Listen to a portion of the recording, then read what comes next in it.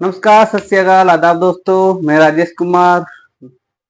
Are के Y विशेष classes में आपका स्वागत है। मैं लेके आया हूँ आपके लिए R S first grade, second grade और पीएसआई सिलेबस के अकॉर्डिंग संपूर्ण सब्जेक्ट के टॉपिक वाइज क्लासेज।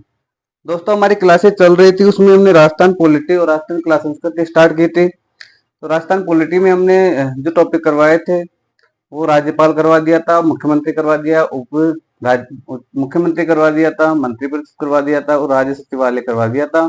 उसके बाद में मैंने मुख्य सचिव करवा दिया था। और जो टॉपिक था हमारा इससे पहले क्लास में वो था राजस्थान जनसुनवाई अधिकार अधिनियम 2012। उसके बारे में मैंने पढ़ा था कि इसकी स्थापना कब हुई। उसकी स्थापना 1 अगस्त 2012 को की गई। अब उसके बाद में देखते हैं कि जो राजस्थान जनसुनवाई अधिकार अधिनियम है उसके क्षेत्र में, उसके क्षेत्र अधिकार में कौन कौन आते हैं। तो उसका क्षेत्र अधिकार उसमें राजस्थान लोक सेवा गारंटी अधिनियम 2011 आता है, जिसमें जो भी जनता की समस्याएं होती है उनका निस्तारण करना इसका प्रमुख उद्देश्य है। यानी राजस्थान जो लोक सेवा गारंटी अधिनियम है, इसमें राष्ट्र जनता को गारंटी दी गई है कि जो जनता की जो भी समस्याएं होगी उसका निस्तारण एक निश्चित समय अवधि में किया जाएगा। तो इसलिए राजस्थान जो लोक सेवा अधिकार गारंटी अधिनियम लाया गया 14 नवंबर 2011 को, ये प्रभावी हुआ। और इसका उद्देश्य ये रखा गया है कि जो जनता की जो समस्याएं हैं उनका एक निश्चित समय अवधि में निस्तारण किया जाए। तो हम पढ़ेंगे आज जो हमारा टॉपिक होगा वो होगा राजस्थान लोक सेवा गारंटी अधिनियम 2011। अब इसके अंतर्गत हम पढ़ते हैं कि इसकी स्थापना कब हुई। सबसे पहले इसकी स्थापना कब हुई, तो इसकी स्थापना हुई 14 नवंबर 2011। स्थापना या गठन, गठन बोल दे, स्थापना बोल दे, कभी गठन बोल दे या प्रभावी बोल दे। ये प्रभावी कब हुआ, तो ये प्रभावी हुआ 14 नवंबर 2011 को। 14 नवंबर 2011 को ये प्रभावी हुआ। अब दोस्तों जी, राजस्थान लोक सेवा गारंटी अधिनियम 2011, इससे कई बार क्वेश्चन पूछे भी गए हैं और कई बार जो क्वेश्चन आए वो इस तरह घुमा कर आए हैं कि कई बार हम सोल्व नहीं कर पाए। तो जो हम देखेंगे कि इसमें एक तो समय अवधि पे विशेष ध्यान देंगे, और एक जो अधिकारी होता है वो किस विभाग से संबंधित होता है और कितने समय अवधि में वो हमारी समस्याओं का निस्तारण करता है, तो उसके बारे में हम देखेंगे। तो हम स्टार्ट करेंगे सबसे पहले कि इसका क्या उद्देश्य रहा। इसका क्या उद्देश्य रहा कि इसको इसकी स्थापना की गई या फिर इसको प्रभावी रूप से लागू किया गया। इसका मेन उद्देश्य क्या रहा, यानी जो राजस्थान लोक सेवा गारंटी अधिनियम, इसका मुख्य रूप से उद्देश्य क्या था। तो इसका मुख्य रूप से उद्देश्य ये कि था सिर्फ कि जो भी जनता की समस्याएं हैं उनका एक निश्चित समय अवधि में निस्तारण हो सके। ये इसका क्या था, इसका मुख्य उद्देश्य था। इसका उद्देश्य था, उद्देश्य जनता की समस्याओं का एक निश्चित समय अवधि में निस्तारण किया जाए। जनता की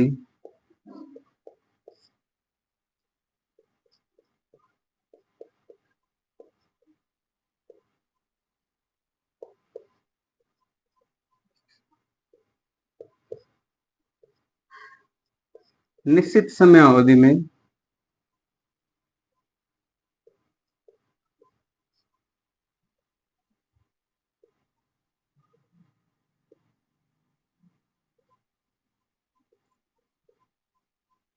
निस्तारण हो सके।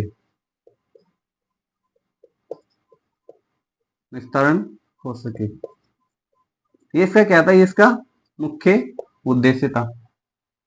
समस्याओं का निस्तारण हो सके और जनता को सेवाएं उपलब्ध करवाई जा सके। जो भी जनता की समस्या है किसी भी विभाग के अंतर्गत, तो वो जनता को समय पर उपलब्ध करवाया जा सके। अब इसके क्या मुख्य प्रावधान रहे, यानी जो ये अधिनियम था इसके मुख्य प्रावधान क्या क्या थे वो हम देखेंगे स्टेप बाय स्टेप। इसके मुख्य प्रावधान,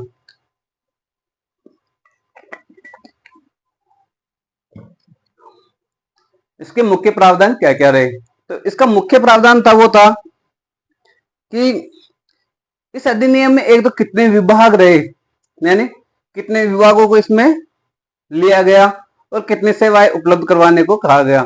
तो जो वर्तमान में है अभी वो तो 18 विभाग और 153 सेवाएं। 18 विभाग, 153 सेवाएं। लेकिन प्रस्तावित कितने थे, तो प्रस्तावित थे 25 विभाग और 200 सेवाएं। यानी 25 विभागों की 200 सेवाएं जनता को उपलब्ध करवाई जाएगी, लेकिन वर्तमान में 18 विभागों की 153 सेवाएं जनता को उपलब्ध करवाई जा रही है। मुख्य प्रावधान क्या थे इसके? मुख्य प्रावधान क्या रहे? तो इसमें जो विभाग था, पहले इसकी जो मुख्य प्रावधान था वो था, इसमें विभाग कितने थे? तो वर्तमान में इसमें 18 विभाग और 153 सेवाएं,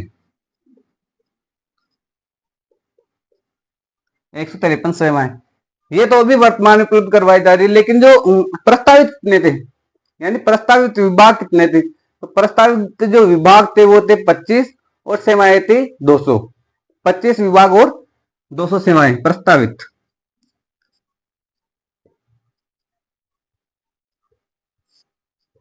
पच्चीस विभाग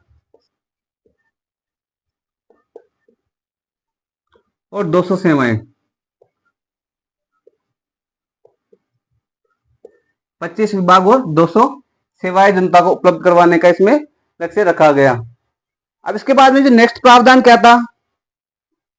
तो इसमें यह था कि जो भी जनता की समस्याएं होती है, किसी भी प्रकार की जनता की जो सेवाएं होती है, जनता जो सेवाएं चाहती है कि हमें ये सेवाएं उपलब्ध हो, तो जो भी सेवाएं होती है उस सेवा से संबंधित जो भी विभाग होगा, यानी जो सेवा है, जो भी समस्या है, उससे संबंधित जो भी विभाग होगा, उस विभाग के कर्मचारी के पास हमें सबसे पहले आवेदन करना होगा। आवेदन करने के बाद वो कर्मचारी हमें एक रसीद देगा।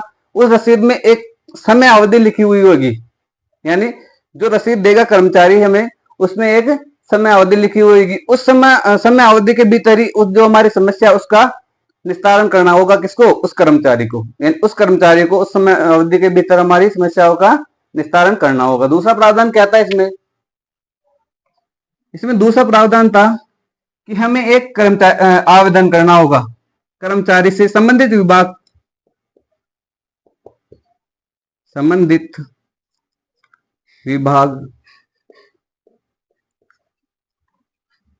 के कर्मचारी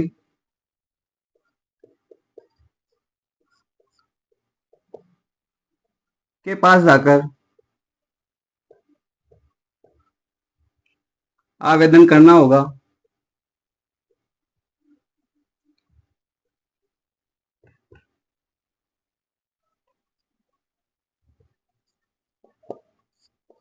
आवेदन करने के बाद वो हमें एक रसीद देगा। उसके बाद कर्मचारी द्वारा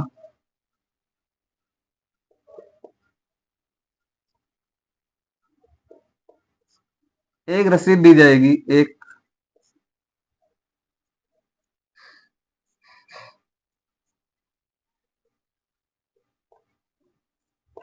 जिसमें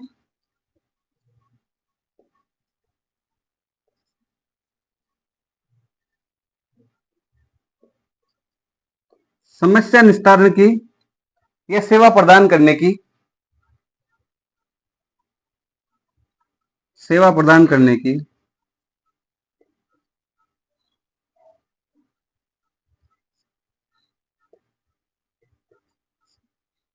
कि एक निश्चित समय अवधि का उल्लेख होगा।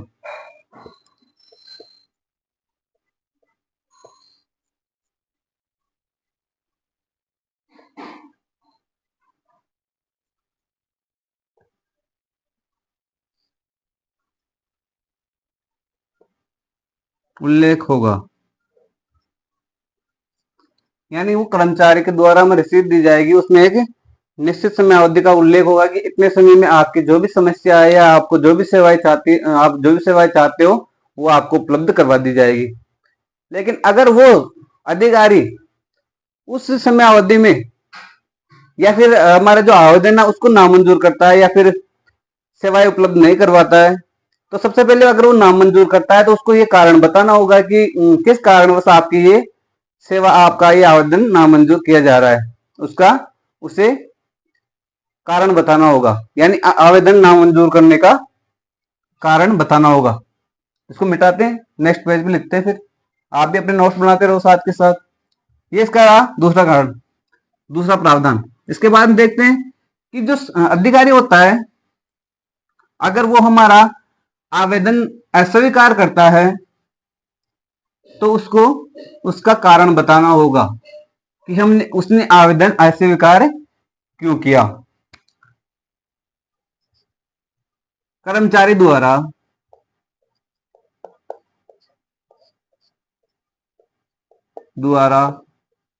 अगर आवेदन अस्वीकार किया जाता है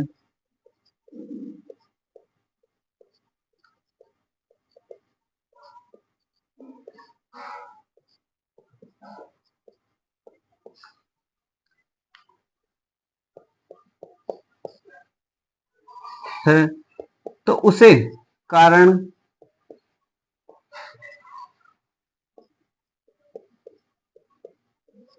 बताना होगा। उसे कारण बताना होगा कि उसने आवेदन अस्वीकार क्यों किया। अब जैसे ये अधिकारी, अगर ये कर्मचारी हमारा आवेदन अस्वीकार करता है, हमारी सेवा में उपलब्ध नहीं करवाता है, तो हम फिर बाद में क्या करें? तो बाद में जो इससे जो ऊपर लेवल का अधिकारी होता है उसे बोलते हैं प्रथम अपीलीय अधिकारी।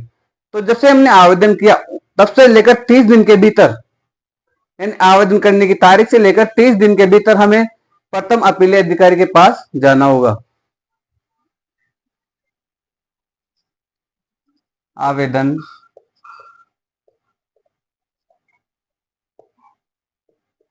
करने की तिथि से लेकर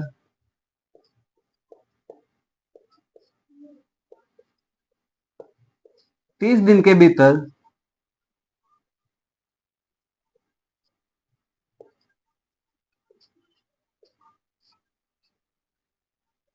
प्रथम अपीलीय अधिकारी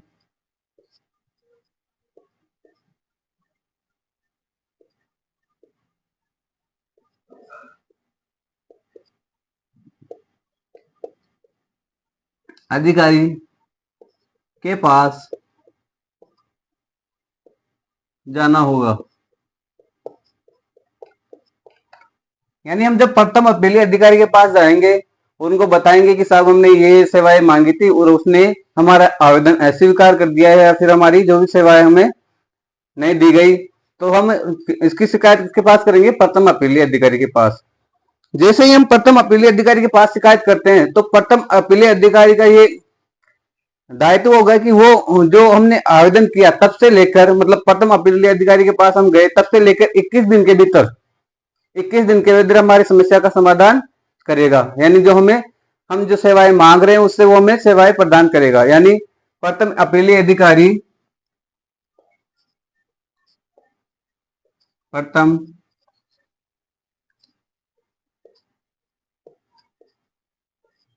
प्रथम अपीलीय अधिकारी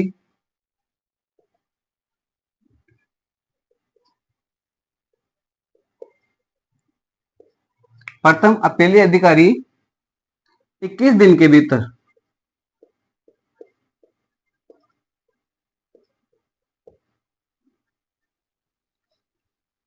समस्या संबंधित समस्या संबंधित समस्या संबंधित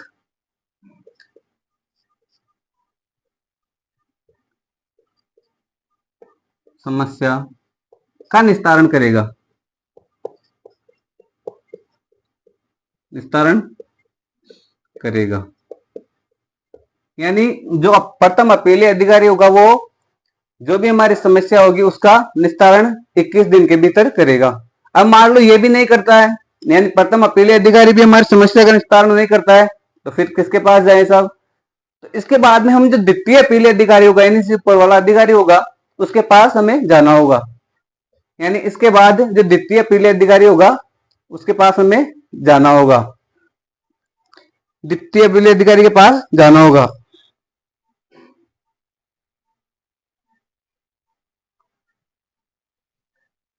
और जाना कब होगा?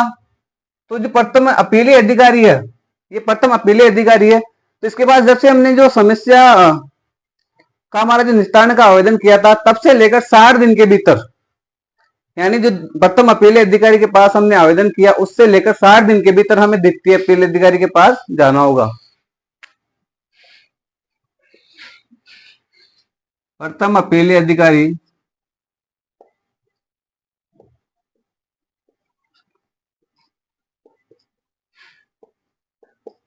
अधिकारी द्वारा सेवा प्रदान नहीं करने पर 60 दिन के भीतर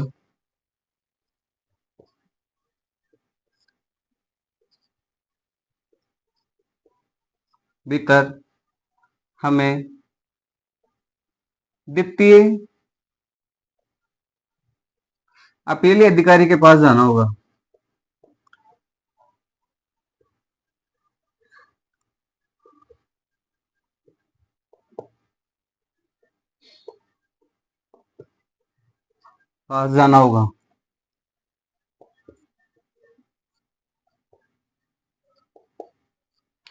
यानी अगर ये अधिकारी हमें जो सेवा उपलब्ध नहीं करवाता है तो हमें द्वितीय अपीलीय अधिकारी के पास जाना होगा।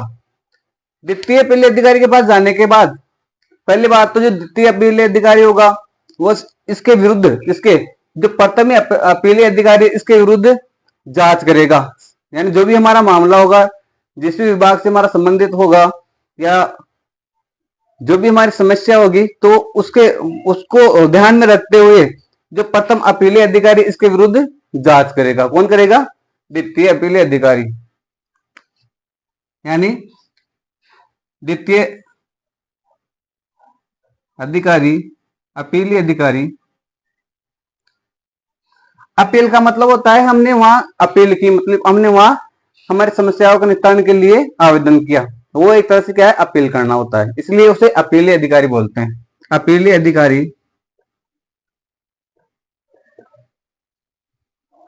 संबंधित मामले की जांच करेगा।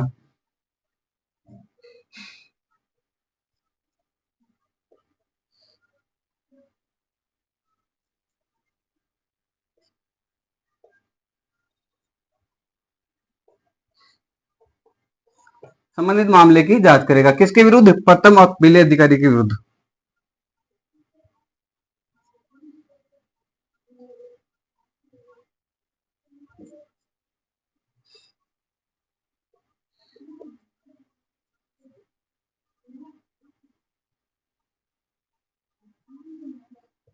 प्रथम अपीलीय अधिकारी के विरुद्ध संबंधित मामले की जांच करेगा।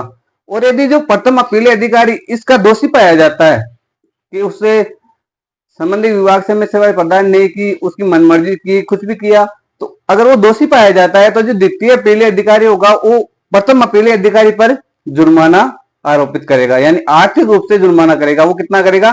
तो 500 से लेकर 5000 के मध्य उसमें उसके ऊपर जुर्माना आरोपित करेगा। आर्थिक रूप से उसे क्या देगा? दंड देगा।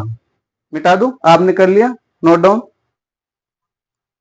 इसके बाद हम देखते हैं कि प्रथम अपीलीय अधिकारी को दोषी पाए जाने पर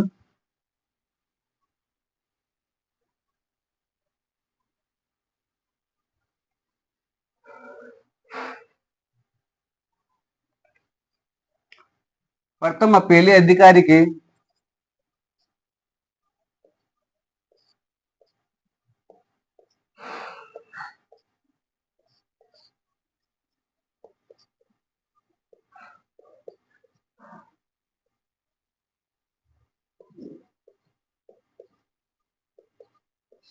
दोषी पाए जाने पर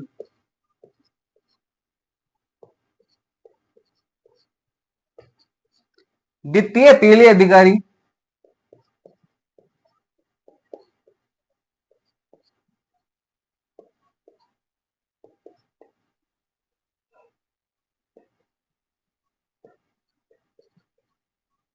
द्वितीय अपीलीय अधिकारी किस पर? प्रथम अपीलीय अधिकारी पर क्या करेगा? आर्थिक रूप से दंड आरोपित करेगा। आर्थिक रूप से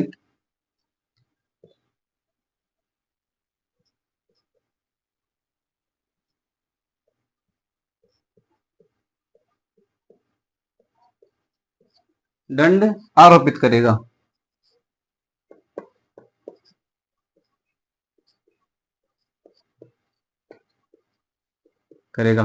और कितना करेगा? तो 500 से लेकर 5000 तक। 5,000 रुपए तक दंड आरोपित कर सकता है। तो ये अधिकारी रहे। अब इसके बाद में मान लो अगर ये जो सेकंड द्वितीय अपील अधिकारी ये भी हमारी जो सेवा जो भी हमारी समस्या है उसका निस्तारण नहीं करता है, तो फिर क्या होगा? तो अगर ये द्वितीय अपील अधिकारी हमारी सेवाओं का निस्तारण नहीं करता है तो इसके इसके ऊपर भी प्रतिदिन के हिसाब से 250 रुपये जुर्माना लगाया जाएगा। किसके द्वारा? सरकार के द्वारा।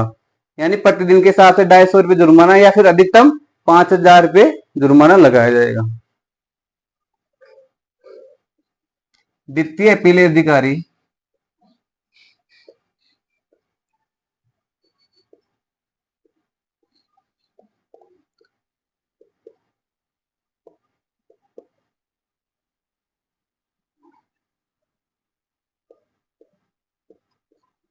समस्या का निस्तारण नहीं करता है या फिर सेवा प्रदान नहीं करता है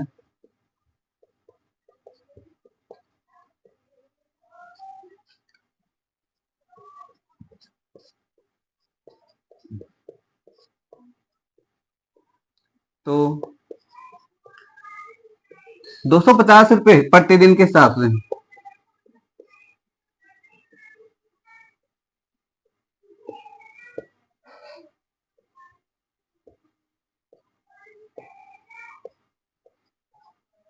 ₹200 प्रतिदिन के हिसाब से या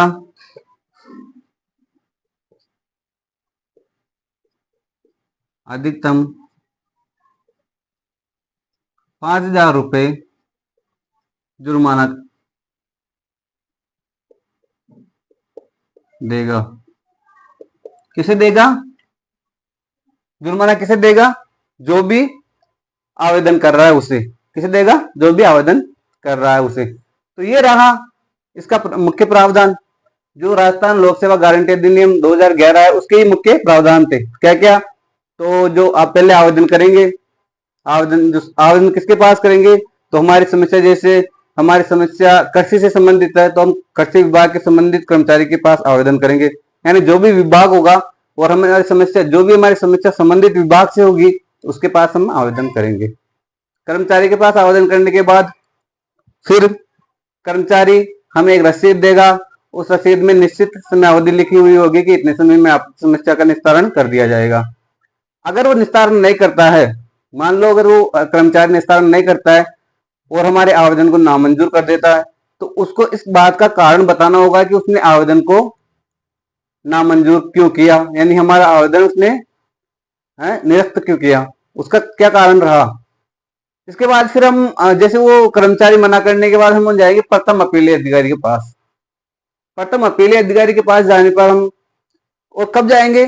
तो हम जब से आवेदन कर रहे हैं तब से लेकर 30 दिन के भीतर भीतर हम प्रथम अपीली अधिकारी के पास जाकर हमारी समस्या बताएंगे और इसके बाद प्रथम अपीली अधिकारी हमारी समस्या का समाधान करता है, उसका निस्तारण करता है तो ठीक, वरना उसके पास जब से हमने आवेदन किया उससे लेकर 60 दिन के भीतर भीतर हम सेकंड अपीली अधिकारी के पास जाएंगे। सेकंड अपीली अधिकारी सबसे पहले तो जो भी हमारी समस्या है, जिस विभाग से हमारी समस्या है और जिस प्रकार की हमारी समस्या है तो उससे संबंधित पहले जांच करेगा प्रथम अपीली अधिकारी के विरुद्ध। किसके विरुद्ध? जो प्रथम अपीली अधिकारी इसके विरुद्ध जांच करेगा। जांच करने के बाद अगर वो दोषी पाया जाता है, वो अपनी मर्जी करता है या हमारी समस्या का निस्तारण नहीं करता, हमें सेवा प्रदान नहीं करता है, तो जो द्वितीय अपीली अधिकारी होता है वो उसके दोषी पाए जाने पर उस पर आर्थिक रूप से दंड आरोपित करता है। यानी आर्थिक रूप से उसके ऊपर क्या करता है? दंड करता है, जो कितना होगा? 500 से लेकर 5,000 तक हो सकता है। इसके बाद मान लो अगर सेकंड अपीली अधिकारी भी हमारी समस्या का निस्तारण नहीं करे तो फिर ये अगर हमारे सेकंड जो अपीली अधिकारी सेकंड अपीली अधिकारी होता है हमारी समस्या का निस्तारण नहीं करता है तो इसके ऊपर भी 250 रुपये यानी 250 रुपये प्रतिदिन के हिसाब से जुर्माना लागू होगा। इसके ऊपर? द्वितीय अपीली अधिकारी के ऊपर। और अधिकतम कितना होगा? जैसे इसने तो 2 महीने नहीं किया साहब, तो 250 के हिसाब से 2 महीने में बहुत ज्यादा होता है, लेकिन 250 प्रतिदिन के हिसाब से समय अवधि में और अधिकतम 5,000 इसके ऊपर जुर्माना लागू होगा। इसके ऊपर जुर्माना लागू होगा। अब ये हम उस जो समय अवधि है उसके बारे में करते हैं। तो जो समय अवधि है वो केवल वर्किंग डेज होगी, मतलब जिस समय जो भी ऑफिस का कार्य चालू होगा वो ही दिन उसमें गिने जाएंगे, अवकाश के दिन उसमें नहीं गिने जाएंगे, समयावधि में अवकाश के दिन नहीं गिने जाएंगे। अब इसके बाद में देखते हैं, इसके बारे में क्या दे रखा है। तो इसके बाद में दे रखा है, तो जो भी हमने समस्या का समाधान के लिए आवेदन किया या जो भी हमारी सेवा है, हम जो उससे जानना चाह रहे हैं, उसे लेना चाह रहे हैं, तो उस सेवा से संबंधित जो भी नोटिस होगा वो उसे नोटिस बोर्ड पर लगाना होगा कि ये आपकी समस्या थी और इसका ये निस्तारण किया गया, तो उसे नोटिस बोर्ड के ऊपर वो लगाना होगा। अब इसके बाद में देखते हैं, इसकी क्या चुनौतियां रही, यानी जो राजस्थान लोक सेवा गारंटी अधिनियम है, इसकी क्या क्या चुनौतियां रही, प्रमुख चुनौतियां। इसके सामने चुनौतियां भी होगी ना, पक्ष दो होते हैं, एक तो पक्ष होता है, एक विपक्ष होता है। तो पक्ष तो हमने देख लिया, इसके 2011 जो अधिनियम है इसका पक्ष देख लिया। अब इसका विपक्ष देखेंगे हम, उसमें क्या दे रखा है। तो इसके विपक्ष में क्या दे रखा है,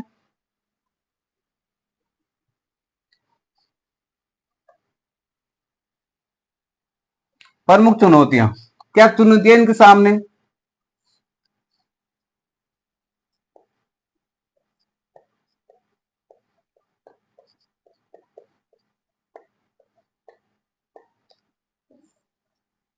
क्या क्या चुनौतियां आती है इसके सामने, जो राजस्थान लोक सेवा गारंटी अधिनियम है इसके सामने क्या क्या चुनौतियां है। तो पहली चुनौती तो यह है कि हम जो जिस भी विभाग में हम अपनी समस्या समाधान के लिए आवेदन कर रहे हैं, तो जो प्रथम अपीली अधिकारी होता है ये भी उसी विभाग का होता है, और जो सेकंड अपीली अधिकारी होता है तो ये भी उसी विभाग का होता है।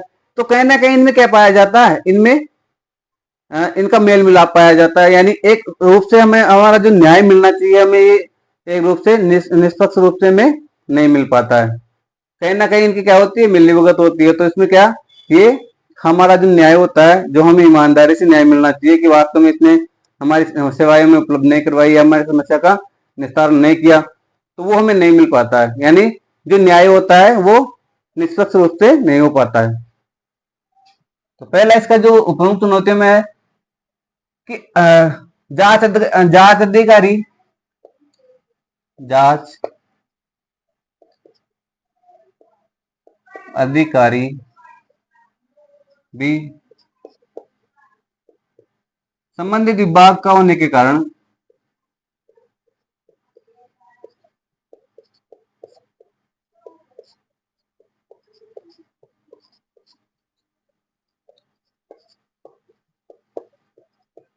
निष्पक्ष रूप से न्याय नहीं मिल पाता।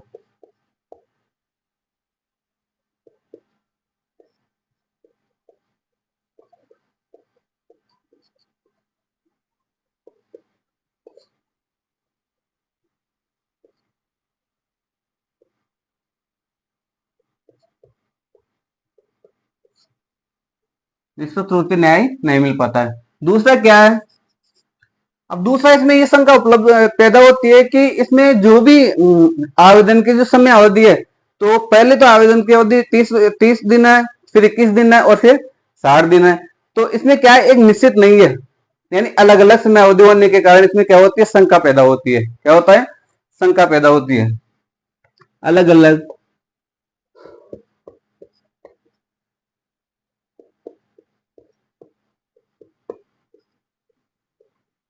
समय अवधि होने के कारण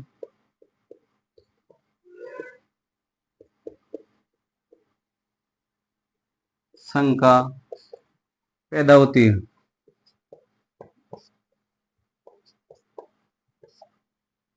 अलग अलग समय अवधि होने के कारण शंका पैदा होती है। तो अगर समय अवधि निश्चित होती, यानी जितने दिन पहले अधिकारी के पास होते हैं उतना ही दिन जो बाद में अधिकारी के पास होते हैं, तो शायद शंका पैदा नहीं होती। लेकिन उनके पास 30 दिन होता है, फिर 21 दिन होता है, फिर 60 दिन होता है, तो इस प्रकार शंका पैदा होती है। और तीसरी क्या है, तो तीसरी ये है कि इसमें जो प्रस्तावित विभाग है, प्रस्तावित विभाग कितने हैं, 25 है, और कितने सेवाएं हैं, 200 सेवाएं हैं। तो कहीं ना कहीं सरकार ने 18 विभागों की 153 सेवाएं उपलब्ध करवाई है। तो इस रूप से इसमें क्या होता है, इसमें जो सेवा है उसका अभाव पैदा होता है, यानी पूरी सेवाएं उपलब्ध नहीं करवाई जा रही, 153 सेवाएं 18 विभागों की 153 सेवाएं उपलब्ध करवाई जा रही है, जबकि होना क्या चाहिए, 25 विभागों की 200 सेवाएं उपलब्ध करवानी चाहिए थी। तो इसमें कहीं ना कहीं इसका सरकार की रुचि का अभाव पैदा होता है, इसमें अभाव पैदा होता है। इन प्रस्तावित विभागों की सेवाएं उपलब्ध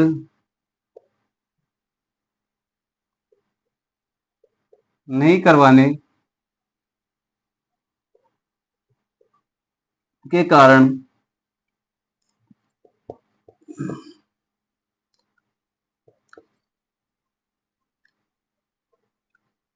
अभाव सरकार की रुचि का अभाव पैदा होता है।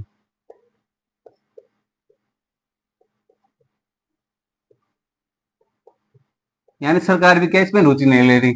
मतलब होनी कितनी चाहिए, होनी चाहिए 25, सेवाएं कितनी होनी चाहिए 200, जबकि कितनी है 18 है, और सेवाएं कितनी है 153। इस प्रकार ये था राजस्थान लोक सेवा गारंटी अधिनियम। ये क्या था, राजस्थान लोक सेवा गारंटी अधिनियम, जो कि राजस्थान जनसुनवाई अधिकार अधिनियम 2012 पढ़ाया था मैंने, उसी का क्षेत्र अधिकार है ये, यानी उसी के क्षेत्र में आता है। राजस्थान के जनसुनवाई अधिकार अधिनियम के क्षेत्र में आता है कौन सा, राजस्थान लोक सेवा गारंटी अधिनियम। इसकी स्थापना कब हुई, 14 नवंबर 2011 को, जबकि राजस्थान जनसुनवाई अधिकार अधिनियम 2012 की स्थापना कब हुई, 1 अगस्त 2012 को। तो दोस्तों ये था हमारा राजस्थान लोक सेवा गारंटी अधिनियम जो मैंने आपको पढ़ाया। इसके बाद में हम शुरू करेंगे पंचायती राज। इसके बाद में नेक्स्ट क्लास होगी वो होगी, उसमें शुरू करेंगे पंचायती राज। तो दोस्तों आप भी नोट्स बनाते रहो साथ ही साथ अपने, ताकि आपके पास भी कंप्लीट जो कंटेंट है वो उपलब्ध हो सके। और जो भी मैं टॉपिक पढ़ा रहा हूँ वो गहराई से लेकर चल रहा हूँ, आरएस सिलेबस के हिसाब से लेकर चल रहा हूँ, जिसमें फर्स्ट ग्रेड सेकंड ग्रेड के साथ पीएसआई का सिलेबस भी कंबाइंड किया हुआ है। दोस्तों मैंने जो भी टॉपिक पढ़ाए हैं वो जो प्रीवियस ईयर के क्वेश्चन है उनको ध्यान में रखते हुए, जो क्वेश्चन आने की संभावना है उनको ध्यान में रखते हुए कंप्लीट करवाए हैं। जितना हो सके उतना गहराई से कंप्लीट करवा रहा हूँ।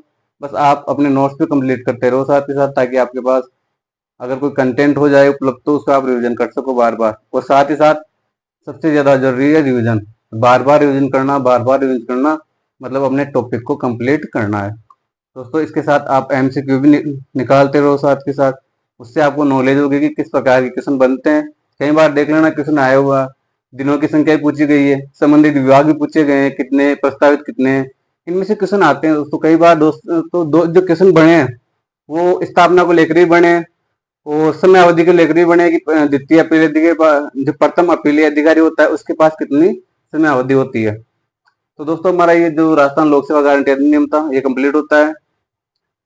आप भी हमारे जो RKY PCS क्लासेज है उसको सब्सक्राइब कीजिए, अपने दोस्तों के पास शेयर कीजिए और ज्यादा से ज्यादा दोस्तों को जोड़ने की कोशिश कीजिए। पर आप RKY जो क्लासेज है PCS classes, RKY PCS classes उसको सब्सक्राइब कीजिए। आपका दिन शुभ रहे, बड़ों को सम्मान दें, छोटों को प्यार दें, अपने माता पिता की इज्जत करें, साथ ही अपना जो व्यवहार है, अपना चरित्र इस प्रकार व्यवस्थित करें कि आपके साथ बड़े बूढ़े, अपनी माँ बहन बहन बेटियां सम्मानित और गौरवान्वित और सम्मानित महसूस करें। तब तक के लिए धन्यवाद।